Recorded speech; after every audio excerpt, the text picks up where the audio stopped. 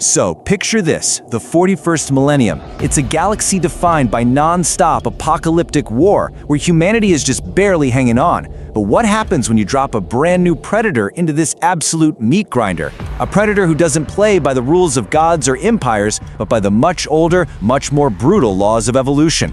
Today, we're going to dive into what happens when Alex Mercer lands in the grim darkness of Warhammer 40k. And that's really the core question here, isn't it? For 10,000 years, this galaxy has perfected the art of killing. I mean, from the Imperium's genetically engineered super soldiers to entire alien species designed for nothing but consumption. So, what happens when a singular apex predator shows up, only to find himself at the bottom of a brand new, terrifyingly massive food chain? Okay, for anyone who might not be familiar with Alex Mercer, you gotta understand, he's not really a man anymore. He's a living virus. He can perfectly mimic anyone he consumes, absorbing their knowledge, their skills, everything. He can regenerate from pretty much any injury you can imagine, and his body is basically a shape-shifting biological weapon. He is, in every sense of the word, a one-man evolutionary crisis. Now, Mercer's story here doesn't kick off on some grand battlefield. Nah. It begins in the muck and the shadows of a massive city's underbelly, an underhive on a world called Tertium Majoris. This is where he starts to learn the rules of his new reality, and where that reality first learns to be afraid of him.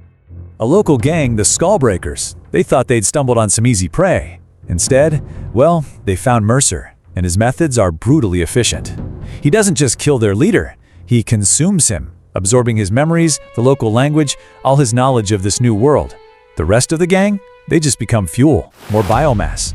In a flash, the local power balance is just gone, and Mercer is walking around wearing its old leader's face. The speed here is just staggering. 47 individuals consumed in just a few days. See, he's not just killing for territory, he's hunting for information. Every single person he absorbs is like a book he's speed reading, another piece of the puzzle. He is methodically mapping out this brutal new world, one body at a time. Something this violent, this efficient? It's not going to stay a secret for long. Whispers of a shape-shifting monster down in the Underhive, they start to travel up the chain of command, and what started as a local gang problem quickly becomes a full-blown investigation by the Imperium's most feared authorities. So first, they send in the local law enforcement, the Arbites. Think heavily armed, fanatical space police. They roll in with combat shotguns and full armor, expecting to deal with a typical mutant uprising or something. But what they find is a creature that has already consumed soldiers, that already understands their tactics, and that can regenerate from their heavy weapons in seconds. The few who make it out are completely broken, just babbling about a monster that was wearing their friends' faces. And that gets the attention of the real power in the Imperium, Inquisitor Helia Corvain of the Ordo Xenos. That's the branch that deals with alien threats. She shows up and just lays it all out. This isn't a negotiation, it's an ultimatum from an organization that has the authority to literally destroy entire planets. Mercer has just gone from an underhive rumor to a potential extinction-level threat in the eyes of the Imperium. But, the Imperium isn't the only power player in this galaxy. There are much darker, much older things out there. So Corvain gives Mercer a test: infiltrate a chaos cult. And this is where Mercer comes face to face with the metaphysical horror of the 41st millennium, the raw psychic energy of the warp. His approach to this is it's absolutely audacious. The cult's initiation rite involves drinking from a chalice that's tainted by the warp, an act that would corrupt or just kill any normal being. Mercer doesn't just fake it, he downs the whole thing. He basically treats demonic possession like it's a software bug, allowing his viral biology to analyze the corruption at a cellular level. The result is, it's astonishing. The Blacklight virus doesn't just resist the corruption of a chaos god, it digests it. It breaks down the demonic influence, analyzes it, and just stores it away as data.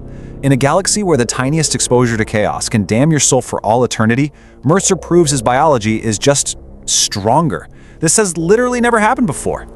So, having proven he can handle the Imperium, and even its demons, Mercer turns his attention to the galaxy's other apex predator, a force of nature that shares his core philosophy of consumption and adaptation, the Tyranids. This is where the real fight begins. And right here you can see the fundamental difference between them. Mercer is the ultimate individualist. He evolves for himself, by himself. The Tyranids, they're the ultimate collectivists. The swarm is everything, the individual creature is nothing.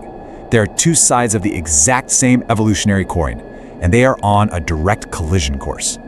To understand his new rival, Mercer does what he always does. He eats one. He absorbs a tiny Tyranid ripper, and in that single instant, he touches the hive mind.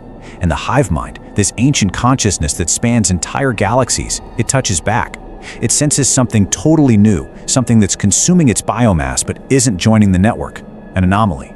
An error in the code that has to be deleted. And just like that, the hunt is on. Now that the hive mind is paying attention, Mercer is facing threats on a whole new scale, and he's forced to change his approach. He can't just rely on raw power anymore. He has to fight smarter. He starts to see the Tyranids not just as a physical enemy, but as a system that can be exploited. But before that swarm arrives, the Imperium sends in its absolute best, the Death Watch.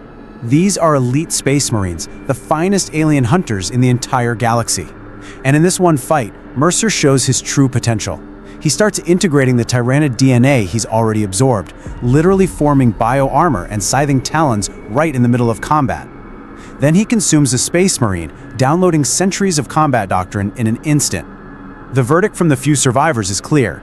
This thing is an apex-tier threat. The only solution is exterminatus, total planetary annihilation. And then, the hive mind makes its move. It doesn't send a scouting party. It sends a vanguard swarm. 3 billion organisms, all converging on Mercer's position, all with a single purpose: find and analyze the anomaly. That number is just insane. It's an overwhelming force sent to test one single being. The hive mind strategy is brutally simple, and honestly, it's worked for eons across countless galaxies. Just throw biomass at the problem until it goes away. It sees Mercer as a powerful but singular organism. What it fundamentally underestimates is that Mercer isn't just a monster, he's a rival intelligence. And this brings up a fascinating question. The Tyranids' greatest strength is their perfect psychic link, the hive mind. But what if that incredible strength could actually be turned into a weakness? What if you could hack not just a computer, but an entire species? And that is exactly what he does.